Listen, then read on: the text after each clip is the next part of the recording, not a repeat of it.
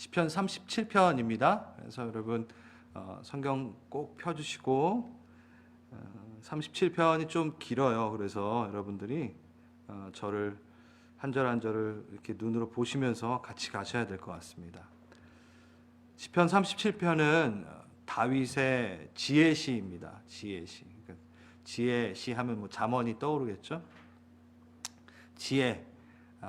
우리 잠언 2장 20절 보면은 지혜가 너로 선한 자의 길로 행하게 하며 또 의인의 길을 지키게 하리니. 지혜를 이렇게 의인화 시켜가지고 선한 자의 길로 인도하고 행하게 하고 또 의인의 길을 지키게 하는 것이 바로 지혜다. 호크마 주석 아시죠? 주님이 우리의 지혜 되시길 바랍니다. 아멘. 그래서 지혜로운 주님을 따라간다는 생각을 갖고 이번 37편에는 주님께서 어떠한 지혜를 나에게 이렇게 선물로 주실까 기대하고 좀 봤으면 좋겠습니다. 시편 37편은요, 제가 저기 뒤에 이렇게 나와 있듯이 이렇게 네 단락으로 좀 구분 지을 수 있고요. 1절에서 8절부터 좀 보겠습니다.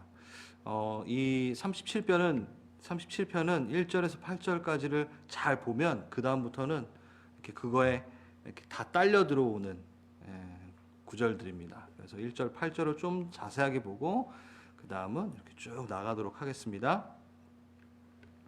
첫 번째 1절, 8절은요, 악인들로 인해, 그러니까 악인들의 어떤 그 행위들로 인해 불평하지 말아라 라는 메시지가 들어가 있습니다. 1절 같이 읽어볼까요? 시작. 악을 행하는 자들 때문에 불평하지 말며 불의를 행하는 자들을 시기하지 말지어다. 이게 9절 그대로 악인들로 인한 결과들을 보면서 분을 내며 불평하는 것이 뭐 그렇게 나쁜 일인가 라고 생각할 수도 있을 거예요. 악한 것들에 대해서 불평을 품는 것, 그들로 인해서 불평을 하는 것이 뭐가 나쁜가 이렇게 생각할 수 있는데, 물론 우리 안에 있는 의로움, 정의감, 의협심이라고 해야 되나요? 그런 것들 때문에 불평, 악인의 일들, 악인이 승하는 거에 대해서 불평을 가질 수 있겠죠. 가능합니다. 하지만 오늘 시편은 그런 식으로 바라보진 않고 있어요. 좀 더 들여다보면은 다른 것이 있는데 뒤에 분명히 보이죠. 불의를 행하는 자들을 시기하지 말지어다. 이게 좀 신기하죠. 악을 행하는 자들 때문에 불평을 하는데 시기를 하게 된대요. 여기에 키포인트가 있는 것 같습니다. 불의를 행하는 자들에 대한 시기심, 이게 뭐죠? 오히려 부러워한다라는 거예요. 불쾌감이죠. 어떤 불쾌감일까요? 그들이 심각한 재앙에 빠져야 되는데, 악한 행위를 했으니까 벌을 받아야 마땅하는데, 불행이 닥쳐야 되는데, 위험에 빠져야 되는데 너무 잘 지내고 있어. 그러니까 시기가 나는 거예요. 그리고 무엇보다 불의를 통해 얻어지는 세상적인 혜택들을 보면 부러운 거예요. 시기심이 나는 거예요. 뭐야? 악을 행했는데 뭐 이렇게 잘 나가? 이렇게 좋은 일들만 생기는 것 같고, 이렇게 하나님 앞에 정당하게 그것을 얻었다 해도 시기가 있는데 하나님 앞에 정당하게 얻은 자를 바라봐도 시기가 있는데, 어때요? 지금 악을 행하면서 뭔가를 얻어낸 자들에게 대한 시기가 있는 거예요. 불의하다 생각되는, 내 기준에 별로 마음에 안 드는 자가 잘 되었다면 부러움을 넘어 불평과 시기로 가득할 수밖에 없다라는 것이죠. 불의한 자들, 하나님을 멀리하고 하나님을 포기해버리는 그런 선택한 것들을 통해 발생되는 의식주의 풍성함이 부러워지는 거예요. 명예, 인적 사람들의 어떤 사랑, 축복들. 그러니까 불의를 행하거나 뭐 그 사람이 선을 행하거나 상관이 없이 그냥 그거 자체가, 얻어낸 그 자체가 너무 너무 부러운 거죠. 그렇기 때문에 시기가 난다 얘기합니다. 그 포인트인 것 같아요. 이거는요, 자신 안에 숨겨져 있는 옛사람, 죄악들이 그것들을 사모함으로 나오는 시기와 불평입니다. 그래서 하나님은 악인에 대하여 불평하지 말아라 얘기하는 거예요. 악인에 대해서 시기하지 말아라 지금 여기 다윗은 이야기하고 있습니다. 우리는요, 가만히 있으면 그냥 이렇게 돼버려요. 악인이 악한 거를 막 해가지고 얻어낸 것 또 부러워하는, 그거 되게 나쁜 건데 그 결과에 대해서 부러워하는 너무 연약한 자들입니다. 그래서 우리는 그것을 그냥 소극적으로 대할 때는 그냥 시기하고 마는 아주 어리석은 사람이 되는데요. 그럼 그것을 어떻게 이길 수 있냐? 적극적으로 이겨나가야 된다라고, 어떤 것을 취해야 된다라고 이제 3절부터 얘기를 하고 있어요. 볼까요? 여호와를 의뢰하고 선을 행하라. 땅에 머무는 동안 그의 성실을 먹을거리로 삼을지어다. 자, 지금 다시 악인이 있습니다. 악인이 있는데 너무 잘 됐어요. 그가 악하게 뭔가를 벌어들였던, 뭔가를 얻어냈던 상관없이 그냥 그 자체가 부러워진 거예요. 그러니까 시기하지 말아라. 근데 이러한 상태를 너희가 벗어나기 위해서는 뭐 해야 된다? 하나님의 성실을 먹을 것으로 삼으라. 그러니까 다른 것으로 만족하지 말고, 먹을 것을 삼지 말고 하나님의 성실함으로, 성실을 너희가 먹을 것을 삼으라 얘기합니다. 그러니까 하늘에 공의함이 있다. 그거를 먹거리로 삼아라 라고 얘기하고 있습니다. 내 주위에 행악, 불의가 발생되었을 때 오히려 하나님의 선함, 의로움을 갈급하게 될 것이다 라고 얘기하는 거예요. 아주 역설적이지만 어떤 거냐면, 행악자의 불의가, 행악자의 어떠한 행동들과 결과가 부러움이 되는 것이 아니라 하나님의 은혜를 갈망하는 매개체가 되어버리는 것으로 사용하라 라고 하는 거죠. 우리는 어둠에 대해서 어둠은 왜 저기 저렇게 승하고 어둠이 왜 있습니까? 라고 이야기를 할 때 우리는 잘못 질문을 하고 있다라고 얘기를 해요. 왜 어둠을 비난합니까? 오히려 밝아야 할 빛이 왜 밝지 않은지 물어봐야 됩니다.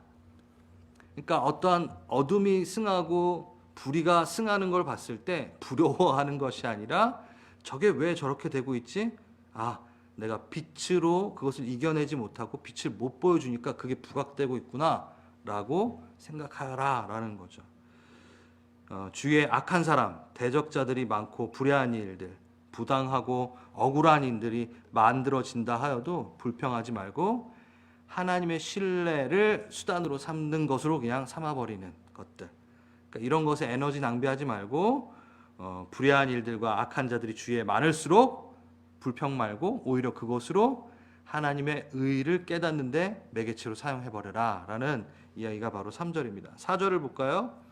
어떻게 적극적으로 또 취해야 되는지. 여호와를 기뻐하래요. 그리고 그가 내 마음의 소원을 내게 이루어 주시리로다. 너무 기본적인 얘기인데 보겠습니다. 하나님을 기뻐하는 것이 정말 큰 유익이다. 그런 거 부러워하지 말고 시기하지 말고 하나님을 기뻐하라 라고 지금 답을 제시하고 있습니다. 어떻게 기뻐할 수 있나요? 네, 너의 마음의 소원을 이루어 주리라 라고 지금 얘기하고 계세요. 그러니까 이건 이겁니다. 불의한 자들이 가져가는 이익들, 이권들, 자유, 막 쾌락들이 이렇게 보이잖아요. 근데 그게 내가 가져가야 될 것을 뺏어간 거라고 생각하면 안 되는 거예요. 그러니까 우리의 불평과 시기는 저거 내 건데 나도 누려야 되는데 제가 저걸 뺏어가네 해가지고 시기함을 갖는 거잖아요. 그런데 그 불의한 자들이 불의한 방법으로 가져가는 그것은 내 게 아니라는 거죠. 그러니까 내 거 뺏어가는 게 아니라는 거예요. 그러니까 완전히 다른 창고, 다른 카테고리에 있다라는 거예요. 그들의 유익은 그들이 유익을 얻고 뭘 하더라도 내가 불평할 필요가 없고 시기할 필요가 없다. 왜냐하면 그것은 원래 나의 이익이었던 것을 뺏어가는 게 아니기 때문에 전혀 그거랑은 상관없다. 그러니까 시기할 필요가 없다라는 거죠. 나와 무관한 것이다. 전혀 다른 곳에서다가 가져다 쓰는 것이다. 그러니까 악한 곳에서 가져가다 쓰는 거예요. 악하게 작용될 것을 가져다 쓰는 거죠. 우리는 하늘 창고가 따로 있습니다. 우리한테는 불의한 자가 아무리 승하고 뭔가를 얻어내고 하더라도 전혀 그거에 대해서 시기할 필요가 없어요. 예, 우리의 창고는 따로 있기 때문에, 주님께서 우리에게 주실 것은 따로 있기 때문에 전혀 그것에 대해 신경 쓸 필요 없는 거죠. 하나님께 합당한 자들, 하나님의 창고 안에서 하나님께서 정확한 때에 분명히 쓸 것에 대한 신뢰를 가지면 불평시기 안 할 수 있다라는 거죠. 아주 중요한 포인트입니다. 그러니까 기뻐할 수 있는 거예요. 예. 불의한 상황 가운데 하나님을 기뻐하는 것이 어려운 게 아니라는 거죠. 오히려 기뻐해라. 불의한 자들에게도 저런 모양으로 유익을 얻었는데 나에게는 더 큰 유익이 있지 않을까라는, 이렇게 뭐랄까, 대인배 같은 이렇게 선포라는 거죠. 5절입니다. 어떻게 또 적극적으로 그 불평하지 않으며 시기하지 않을까. 불평. 남이 잘 되는 거, 악인이 잘 되는 거에 대한 불평을 어떻게 안 할 수 있는가. 지금 세 번째입니다. 내 길을 여호와께 맡기라. 그를 의지하면 그가 이루시고. 여호와께 나의 길을 맡기는 겁니다. 예, 너무 당연하죠. 여러분, 우리의 길은 악한 자의 손에 있지 않습니다. 무조건 하나님의 손 안에 있습니다. 하나님이 이루십니다. 내 주의 악한 자들의 회방들이 아무리 견고하더라도 좌절과 절망 가운데 우리를 몰아넣을 수 없다라는 거죠. 그러니까 그들이 승하고 그런 것에 대해서 우리는 불평할 필요가 없는 거죠. 아까 그 얘기랑 비슷하죠. 상관할 필요 없다고.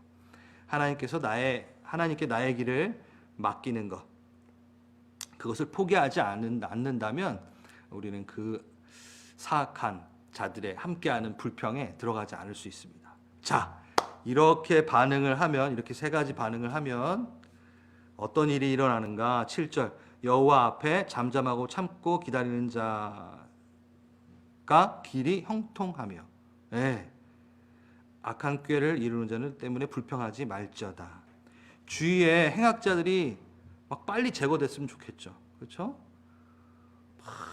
나를 괴롭히는 자들, 대적자들, 행악자들이 어떻게 막 빨리 제거됐으면 좋겠고 처리됐으면 좋겠어요. 근데 안 그렇죠, 여러분? 삶을 살다 보면은 빨리 걔네들의 재앙이 임하고 끝나버리길 바라지만 그 시기가 더디 올 수 있다라고 얘기합니다. 잠잠하고 참고 기다리는 자에게는 길이 형통하게 될 것이다. 불평하지 말고 너의 길을 갈 때 하나님의 형통이 너에게 있을 것이다라는 아주 지기 당연한 이야기가 우리 안에 지금 실행하라라고 이제 얘기하고 있습니다. 하나님의 때 카이로스, 저번 주인가요?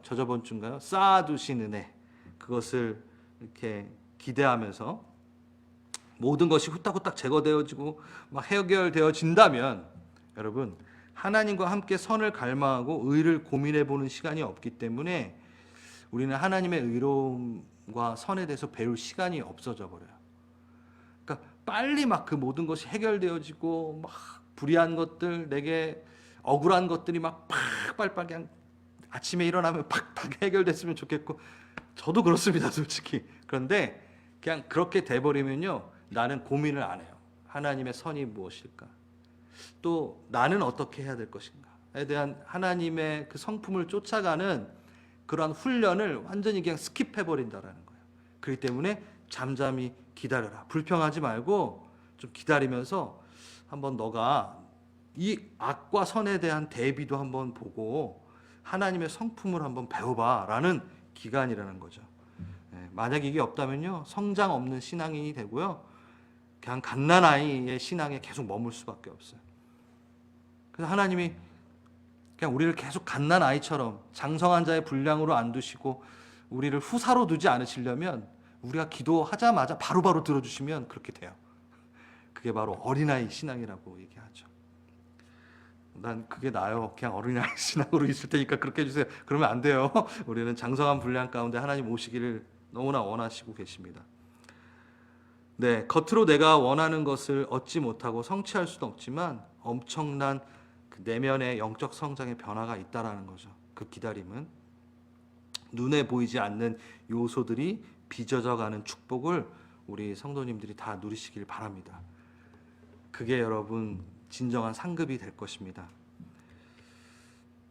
그런데 그래요. 이렇게 반응을 해야 되는데 잠잠히 기다리면서 하나님 신뢰해야 되는데 그렇게 반응하지 않는다면 계속 불평한다면 계속 불평하고 있다면 어떤 일이 있는가? 8절 분을 그치고 노를 버리며 불평하지 말라. 오히려 악을 만들 뿐이라. 네.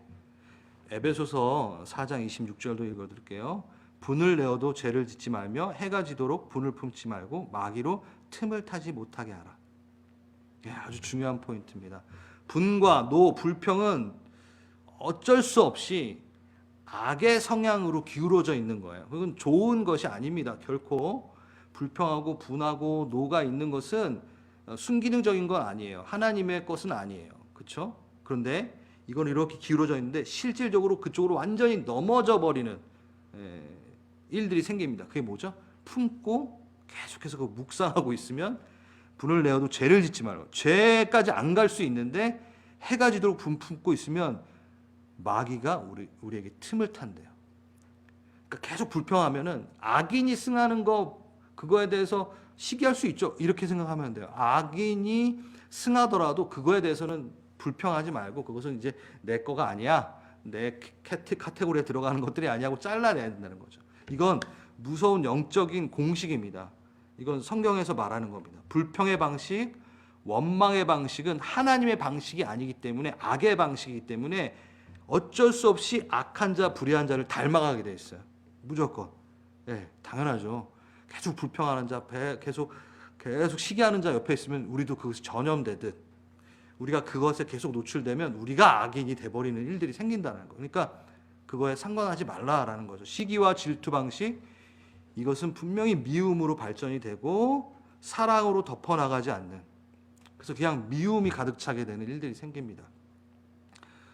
요한일서 3장 15절 그 형제를 미워하는 자마다 살인하는 자니 살인하는 자마다 영생이 그 속에 거하지 아니하는 것을 너희가 아는 바라. 이러한 모습들 거리를 두고 버려야 된다는 거죠. 그러니까 분, 불평 이런 부분들이 왔을 때 빨리빨리 그냥 버려내는 것. 거기에 이득을 취하고 있는 거고 그러면 그거 내 건데 하고 그렇게 또 시기하지 마시고 탁 단절시켜서 끊어내버리는 거예요. 이게 영적인 축복으로 여러분들에게 임하시길 바랍니다. 여러분 사단의 목표는요 그냥 우리를 괴롭히는 것으로 끝나지 않아요. 절대. 우리를 어떤 자로 만드는 것이 사단의 궁극적인 목표냐면요 불의한 자로 만드는 것이 목표입니다. 그러니까 불의한 자가 승하고 불의한 자가 좋은 것을 취하는 것 같고 이런 걸 볼 때 계속 시기하고 그것을 부러워하게끔 한 다음에 계속 그 사람들에게 불평하고 하나님께 불평하면서 그것을 악한 것을 행하더라도 그런 것들을 따내는 사람으로 만들어버리게 하는 게 바로 계속 불평하게끔 하는 게 바로 사단의 목표라는 거죠. 여러분 사단이 하나님의 마음을 아프게 하는 아주 효과적인 방법이 뭐냐면 하나님을 대적하지 못하니까 하나님의 자녀를 불의한 자로 만들어버리는 것을 사단은 궁극적인 목표로 삼잖아요. 그렇죠? 그래서 한번 정리해 봅시다. 불평과 원망하는 일이 일어나면 딱 캐치하시고 은밀한 사단의 계략이 진행되고 있구나. 나를 계속 불평하게 해가지고 내가 악한 자 악을 행하는 자로 가게끔 넘어지게끔 그렇게 닮아가게끔 만들려고 하는구나. 이거랑 앞에서 말했듯이 하나님의 훈련이 있나 보다.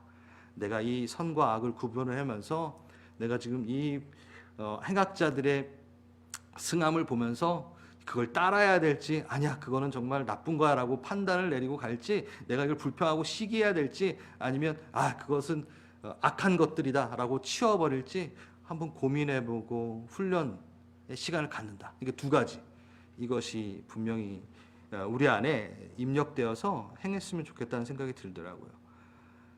이렇게 얘기합니다. 오스왈드 챔버스가 이런 얘기를 했어요. 우리가 어둠을 지날 때의 모습이 진짜 우리의 모습이다. 그 나머지 때의 모습은 평판일 뿐이다. 하나님께서 보시는 것은 우리가 어둠을 지날 때의 우리의 모습이다. 그때 하나님께서 우리의 마음속의 생각들, 감정들, 우리 몸의 습관들을 보실 것이다. 그러니까 아무 고난이 없고 아무런 그런 거 없을 때의 우리의 실제 모습이 아니라 계속 얘기하지만 악인이 막 승하는 걸 보고 내가 불평하고 시기심이 일고 막 이런 막 소용돌이가 있을 때 나의 선택의 모습이 진짜 나다라고 오스왈드 챔버스가 얘기했어요. 어렵죠? 어떻게 불평을 안 할 수가 있을까? 근데 진짜 이 말씀을 붙들고 우리가 기도하면은 우리가 그 자리에서 불평을 쏟아내는 자가 아니고 하나님을 기다리는 자가 될 것임을 믿습니다. 아멘. 그 다음에 그런데 이제 아주 악인은 당연히 징벌하고 벌을 받게 된다는 얘기가 9절부터 22절까지 나옵니다. 행악하는 자에게 임박한 심판이 있을 거라고 이야기하죠. 9절, 10절 보시면 그렇죠? 그리고 이와 대조되는 자가 있는데 온유한 자가 나오고요. 그렇죠? 온유한 자. 11절 보세요. 온유한 자. 온유한 자는 땅을 차지하리라. 그렇게 얘기하고 있습니다. 땅을 기업으로 받는 것. 여러분 예수님께서도 그 얘기 하셨잖아요. 온유한 자가 복이 있나니 그들이 땅을 기업으로 받을 것이라. 마태복음에 나오는 거. 온유한 자는 땅을 기업으로 받을 것이고 그러니까 온유한 자는 어떤 사람인가라고 한번 정의를 내려볼까요? 방금 우리가 위에서 봤던 7절하고 9절 여호와를 소망하는 자가 바로 온유한 자라고 얘기합니다. 그러니까 하나님의 타이밍을 그냥 넘겨짚지 않고 기다리는 자가 바로 여호와를 소망하는 자고, 자기가 변화하고 막 뭔가를 자기가 대갚아야 되고 막 그런 것들을 하지 않고 하나님 손에 맡기우는 자가 바로 여호와를 소망하는 자라고 7절에서 9절에서 얘기합니다. 그리고 동일하게 땅을 차지하는 자는 아직 읽지는 않았지만 34절에 여호와를 바라고 그의 도를 지키는 자가 바로 온유한 자, 땅을 차지하는 자가 될 것이다 라고 이야기합니다. 이 말씀 끝나고 여러분 기도할 때 이런 기도했으면 좋겠어요. 영적인 겸손에서 비롯된 평안이 내 안에 있길 원합니다. 그것이 자리 잡기를 원합니다. 그것이 소망입니다.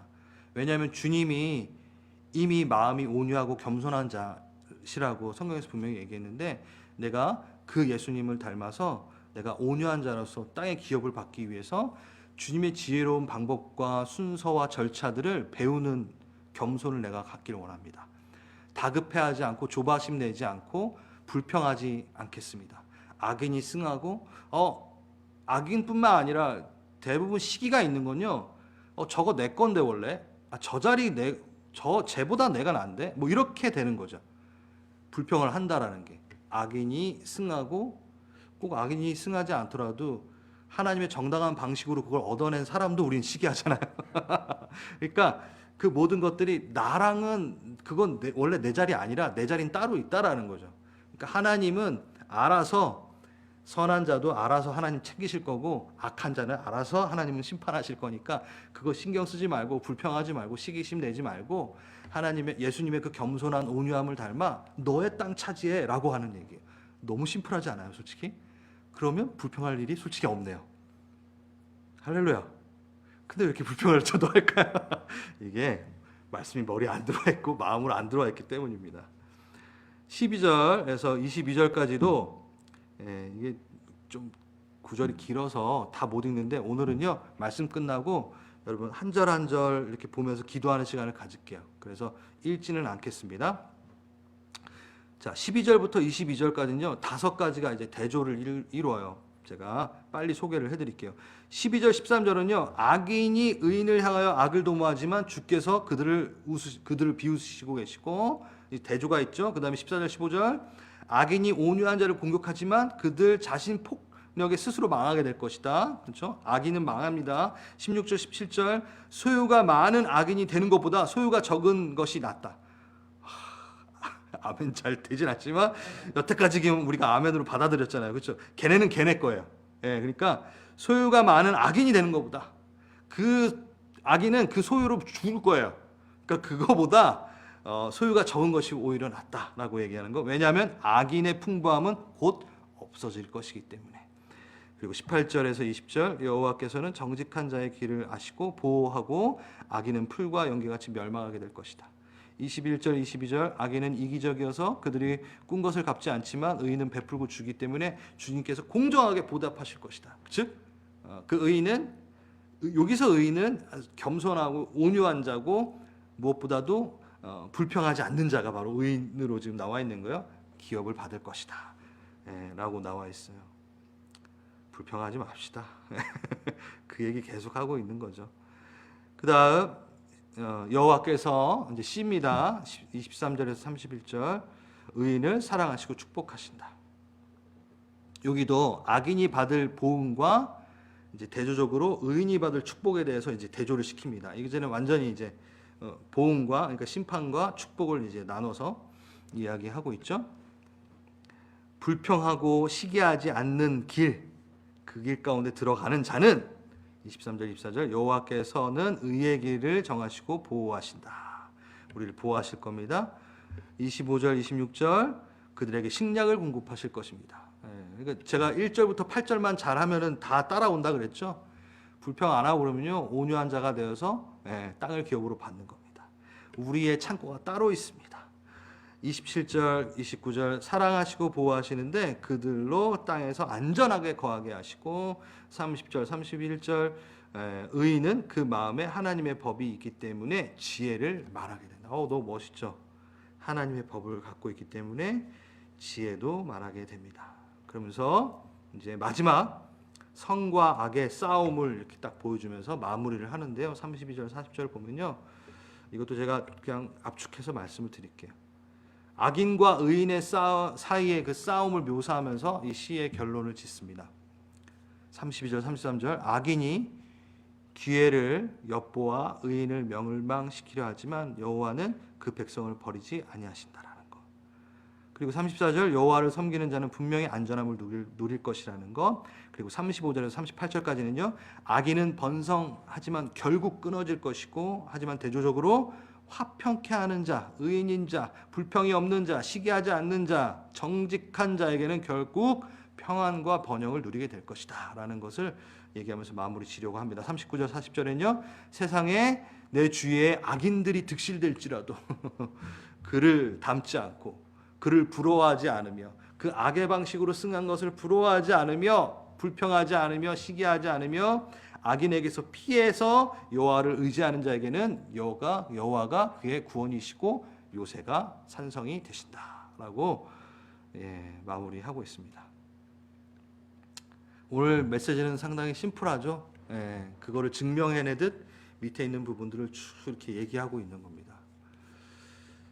여러분, 제가 좋아하는 학자인데 월터 브루그만이라고 이런 얘기를 했어요. 기독교는 사회성을 동반한다. 그러니까 뭐냐면 우리 크리스찬들은 그냥 고결하게 어디 저기 기도원 그 산 기도원이 아니라 그 기도원 산에 어디에 들어가서 혼자 이렇게 짱 박혀서 이렇게 신앙을 하는 게 아니라 악인들이 득실되는 곳에 있을 수밖에 없다라는 거예요. 하나님 그렇게 우리를 세상 가운데 보내셨어요. 그래서 기독교는 사회성을 동반할 수밖에 없다. 그 사회성이라는 부분들이 꼭 좋은 것만을 말하는 게 아니잖아요. 그렇죠? 악인이 득세하고 승하는 것을 우리는 보고 같이 자라고 거기서 성장해 나가는 게 바로 기독교입니다. 피할 수는 없어요. 그러면 그걸 볼 때 어떠한 방식을 취할까? 말씀대로 37편의 말씀대로 우리는 그렇게 취해야 된다라고 지금 얘기합니다. 그리고 월터 브루그만은 이런 얘기를 했어요. 사무엘이 나타난 장소와 시대는 거의 함정에 가깝다. 맞죠? 사사 시대 때 사무엘이 그 엘리 제사장의 밑에서 자라납니다. 그 엘리의 아들들 아주 그냥 이런 말 하면 개판이었죠. 이런 말 쓰면 안 되나? 아무튼 엉망이었죠. 그렇죠? 제사장인데 엉망인 삶을 살았고 아예 엘리는 이제 영적인 눈이 어두워져 가지고 하나님의 음성을 듣지도 못하는 상태고 거기에 사무엘이 있는 거예요. 네, 우리도 동일할 수 있습니다. 물론 우리가 사무엘이라는 걸 가정하에 영적으로 어두워서 아무도 하나님의 음성을 듣지 못하는 사람들 주위에 우리가 있을 수 있고, 근데 그런 자들은 나보다 더 좋은 위치에 있을 수 있어요. 제사장의 자리에, 더 멋진 자리에, 더 뭐랄까 칭송받는 자리에. 저렇게 악한데, 저렇게 못났는데, 저렇게 나쁜데, 저렇게 괴팍한데 왜 저 사람은 저기에 있고 저 자리를 누리고 저걸 누리고 있어? 불평할 수 있죠. 근데 그거 하지 말래요. 다시 그들은 그들의 보응대로 하나님께서 처리할 것이고, 너는 너의대로의 하나님의 창고가 따로 있으니까 기다리고 불평하지 말고 시기하지 말아라. 그럼 너 그거 닮아간다? 그거 똑같이 따라간다? 이렇게 돼요. 좀 가슴 아픈 얘기지만 저희 부모님 세대, 저희 아버님의 나쁜 습관을 그대로 닮아가는 딸을 커가면서 보는 걸 저도 깜짝깜짝 놀라요. 난 저건 닮지 않을 거야. 난 정말 싫었어. 했는데 어느 순간 그게 나에게 있는 걸 발견합니다. 그걸 불평하고 그걸 욕하고 막 했을 때 사단은요, 그대로 불평하고 시기하고 욕하고 분하고 그 감정을 가지고 와서 그대로 담게 만들어 버립니다. 에베소 4장에서. 그래서 마귀로 틈타게 하지 말아라. 불평하지 말아라 얘기합니다. 우리 익히 알고 있는 솔직히 말씀이죠. 근데 그게 잘 우리 안에 체득되지 않고 훈련되지 않으므로 놓치기가 쉽습니다. 저부터도 그럽니다. 우리 이 시간 어떨까요? 시편 37편을 한번 쭉 펴놓으시고 개인적으로 쭉 기도하시면서 하나님 앞에 나아가십시오. 지금 제가 불평하고 시기했던 게 있습니까? 악한 것이 승하는 것에 대해서도 부러워하고 있습니까? 저 방법을 했으면 나도 저렇게 됐을 텐데 막 이렇게 솔직히 정말 죄악된 모습이죠. 우리가 37편을 보면서 주님과 이렇게 얘기하면서 내 영이 하나님 앞에 바로 설 수 있도록 기도하는 시간 갖겠습니다. 우리 시간 기도하겠습니다.